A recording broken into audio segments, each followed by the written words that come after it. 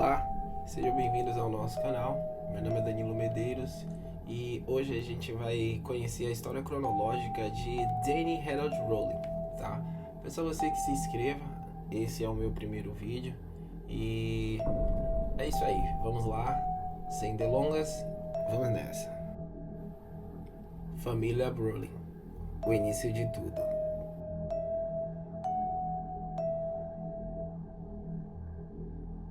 James Rowling era um policial em Shreveport, Louisiana. James sempre foi descrito como extremamente autoritário, abusivo e sem afeto.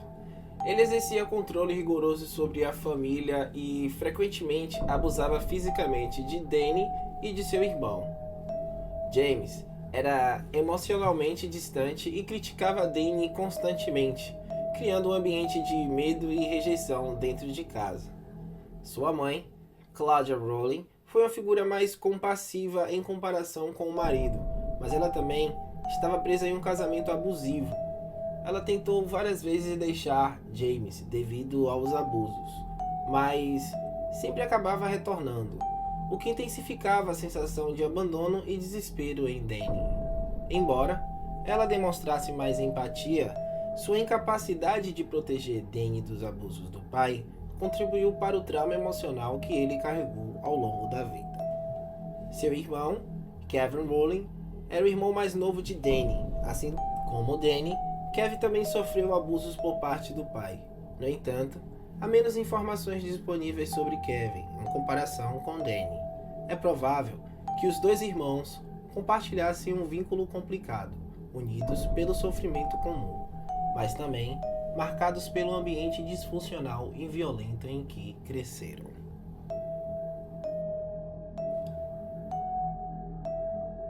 Danny Rowling, juventude. Danny Rowling, cujo nome completo era Danny Harold Rowling, nasceu em 26 de maio de 1954 em Shreveport, Louisiana. Sua infância e juventude foram profundamente marcadas por traumas e abusos, que moldaram sua personalidade e eventualmente contribuíram para crimes que ele viria a cometer. Danny Rowling nasceu em uma família problemática. Seu pai, James Rowling, era um policial severo e autoritário, que exercia controle rigoroso sobre a família. Ele era conhecido por ser extremamente abusivo, tanto físico quanto emocionalmente.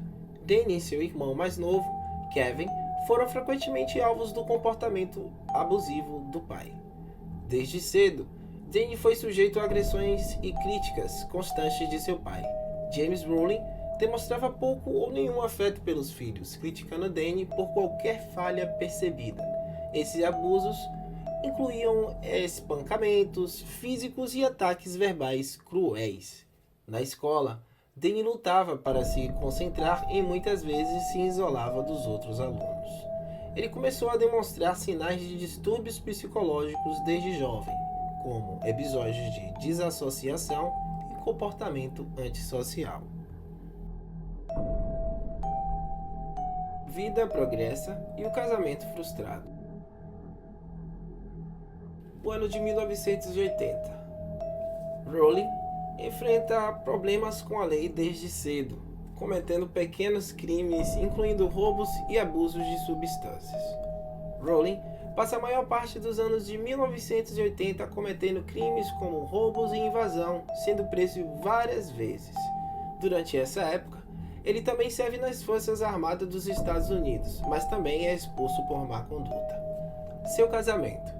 O casamento. Danny Rowling e Almata Hawke se casaram quando Danny estava ainda na casa dos 20 anos. Na época, Danny já mostrava sinais de problemas comportamentais e psicológicos, mas ainda tentou construir uma vida normal com sua esposa. O relacionamento rápido se deteriorou devido ao comportamento instável de Danny. Ele começou a exibir um comportamento agressivo e controladores, possivelmente ecoando um comportamento abusivo que ele havia sofrido nas mãos de seu próprio pai. As tensões no casamento continuaram a aumentar, levando a episódios de violência domésticas. ou Matters, tornou-se vítima dos ataques de fúria de Danny, que já estava lutando com seus próprios demônios internos, incluindo problemas de raiva e frustrações acumuladas. O casamento de Danny e O'Matter durou apenas alguns anos antes de O'Matter pedir o divórcio, em 1977. O divórcio foi finalizado e esse evento marcou mais uma falha significativa na vida de Danny, que já estava à beira do colapso emocional.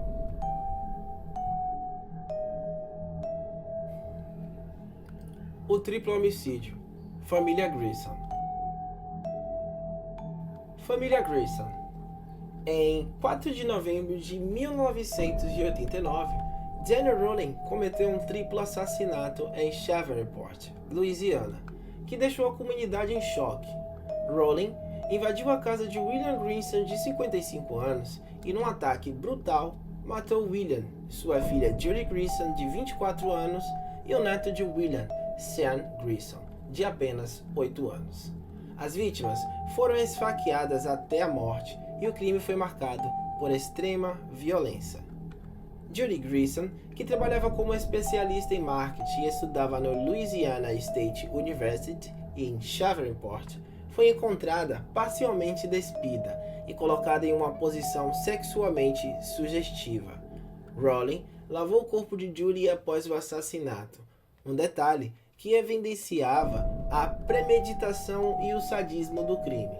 As cenas dos assassinatos mostravam sinais de que o assassino tinha um modus operandi meticuloso, similar ao que Rowling usaria posteriormente nos assassinatos em Gainesville, Flórida.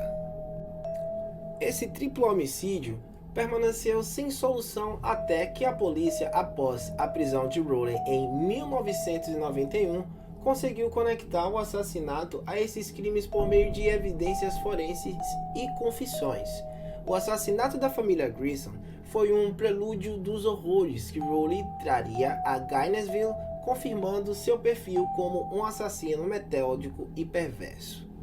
Na época, a polícia local ficou perplexa com o nível de brutalidade e audácia de um motivo claro, o que dificultou o resultado do caso.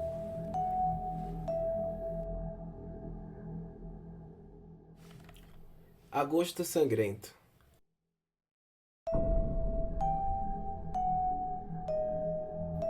Em agosto, no dia 24 de agosto de 1990, Rowling matou Sonja Larson. Sonja Larson residia em seu apartamento no campus da universidade. Ela tinha 18 anos. Morava com Christina Power, de 17 anos. Ambas estudantes da Universidade da Flórida. Ele as assassinou brutalmente com a faca, estuprando Sonja antes de matá-la. Ele deixou os corpos em posições sugestivas, destacando o seu comportamento ritualístico e macabro. A sua segunda vítima, Krista Hyatt, do dia 25 de agosto de 1990, Rowling atacou Christina Wright, de 18 anos, também estudante da Universidade da Flórida. Ele a esfaqueou e a decapitou, colocando sua cabeça em uma estante de livros, mais uma vez evidenciando o seu sadismo e desejo de manipular as cenas do crime. Sua terceira vítima, por sua vez, no dia 27 de agosto de 1990, foi Tracy Spellis. 2 dias depois, Rowling invadiu o apartamento de Tracy Spellis e Manuel Tabata, ambos de 23 anos. Ele matou Manuel primeiro em uma luta feroz e depois estrupou e assassinou Tracy. Mais uma vez, ele arrumou os corpos de maneira macabra. Manny Taboada, 27 de agosto de 1990, a sua quarta vítima. 2 dias depois, Rowling invadiu o apartamento de Tracy Spellis e Manuel Taboada, ambos de 23 anos. Ele matou Manuel primeiro em uma luta feroz e depois estrupou e assassinou Tracy. Mais uma vez, ele arrumou os corpos de maneira macabra.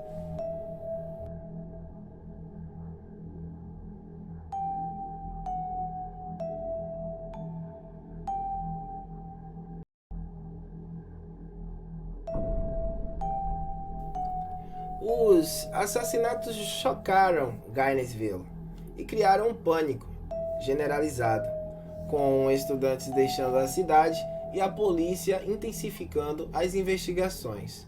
No entanto, Rowling conseguiu evitar a captura imediata, movendo-se furtivamente e cometendo roubos para se sustentar. Rowling foi preso em Ocala, Flórida, por roubo em uma loja de conveniência.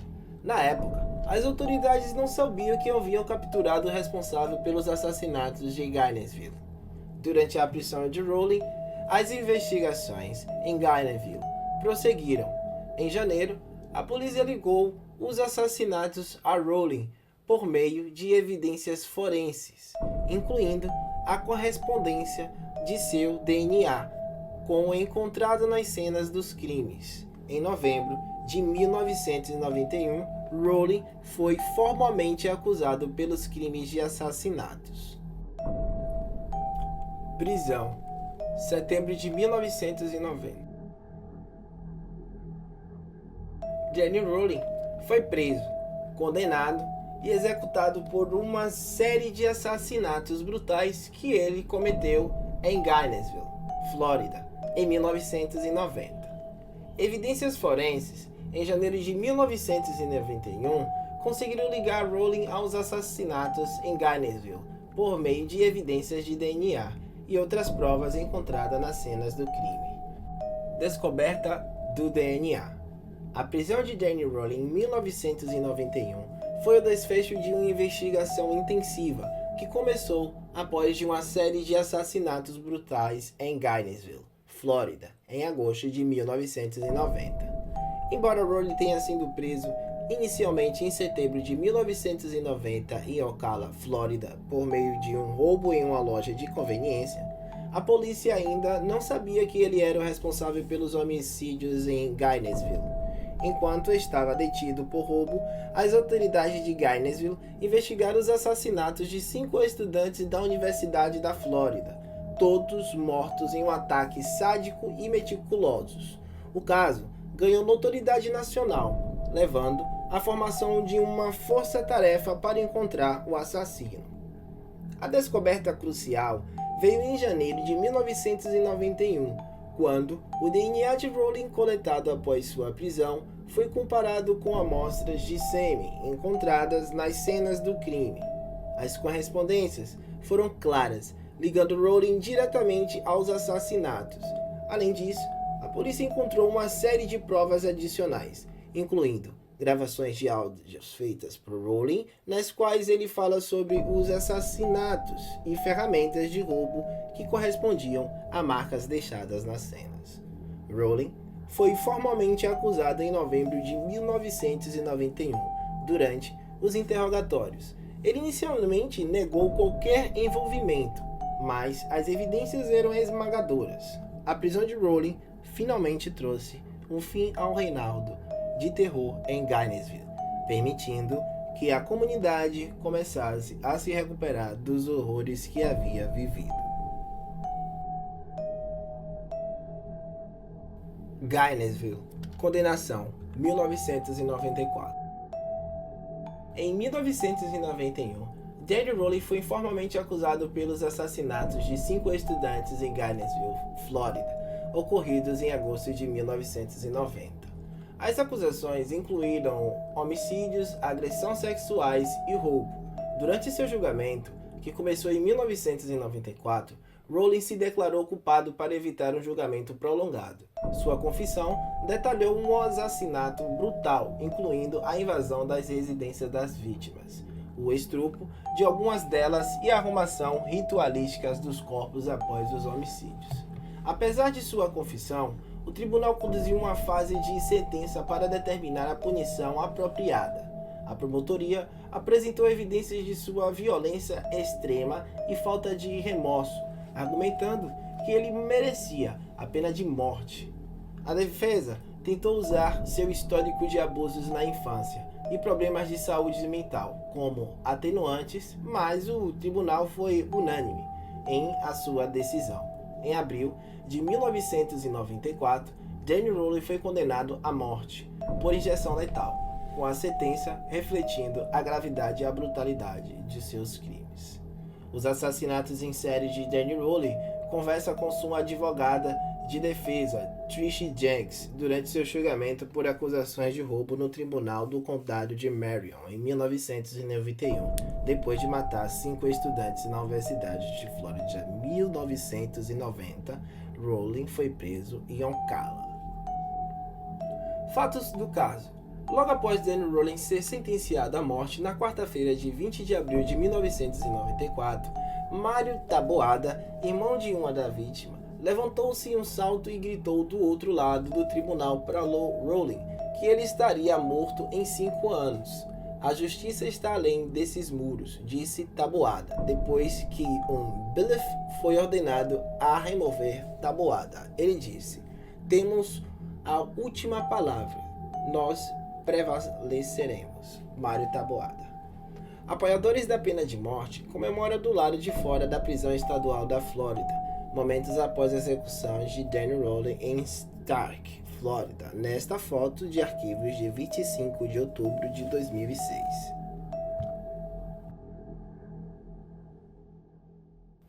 Morte e execução. A morte de Danny Rowling em 2006. 25 de outubro de 2006, Danny Rowling foi executado por injeção letal na prisão estadual da Flórida, em Stark, Flórida. Antes de sua execução, Rowling confessou novamente os assassinatos e chegou a cantar uma canção religiosa enquanto aguardava a injeção letal. A execução de Rowling trouxe algum alívio para as famílias das vítimas e para a comunidade de Gainesville, que foi profundamente afetada pelos seus crimes. Nos dias que antecederam a sua execução, Rowling manteve uma postura calma e em alguns momentos até religiosa, refletindo sobre sua vida e seus crimes. Ele chegou a gravar uma confissão final, admitindo também sua responsabilidade pelos assassinatos não resolvidos em Shreveport, Louisiana, além dos crimes em Gainesville. No dia da execução, Rowling fez uma última declaração, que foi uma canção religiosa, improvisada, onde ele pediu perdão a Deus, e isso foi visto como o último ato aparentemente de contrição, embora muitos, especialmente as famílias das vítimas, duvidassem da sinceridade de sua penitência. Quando o momento chegou, Rowling foi levado à câmara de execução e deitado em uma máquina. Com testemunhas presentes, incluindo representantes das famílias das vítimas e da imprensa, a injeção letal foi administrada. O procedimento durou cerca de 12 minutos. Durante esse tempo, Rowling permaneceu aparentemente calmo, sem resistir.